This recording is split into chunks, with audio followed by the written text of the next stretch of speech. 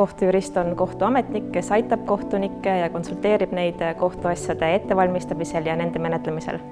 Kohtujuristi ametikoha eesmärk on tõsta kohtu efektiivsust ja tagada kohtuasjade läbivaatamine mõistliku menetlusaja jooksul.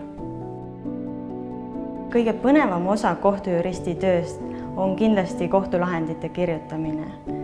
See hõlmab kõike asjaolude selgeks tegemist, kohtupraktika ja õiguskirjanduse lugemist, kohtunikuga, kolleegidega arutamist, miks mitte ka vaidlemist ja lõpuks lahenduseni jõudmine.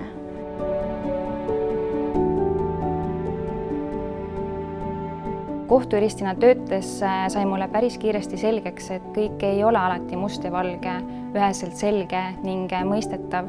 Seega on oluline osata kujundada oma seisukohti ja nägemust ning seda ka argumenteeritult kaitsta. Kasuks tuleb oskus ning sobivus töötada meeskonnana, sest kogu menetlusgrupp töötab ühise eesmärgi nimel ning teeb seda alati koos. Edukas kohtujurist hoiab alati ennast kursis värskeima Riigikohtu praktikaga ning tunneb kehtivat seadusandlust. Samuti eeldab töö suurepärast eneseväljendusoskust, sest kohtulahendid peavad olema põhjendatud ning inimene, kes kohtulahendit loeb, peab saama selle sisust aru.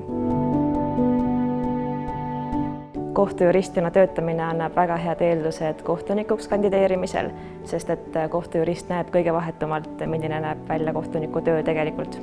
Kohtujuristi töö ei ole ainult kabinetipõhine, vaid kohtujurist saab käia ka kohtuistungitel, mis annab jällegi väga hea ülevaate sellest, kuidas käib protsess kohtusaalis.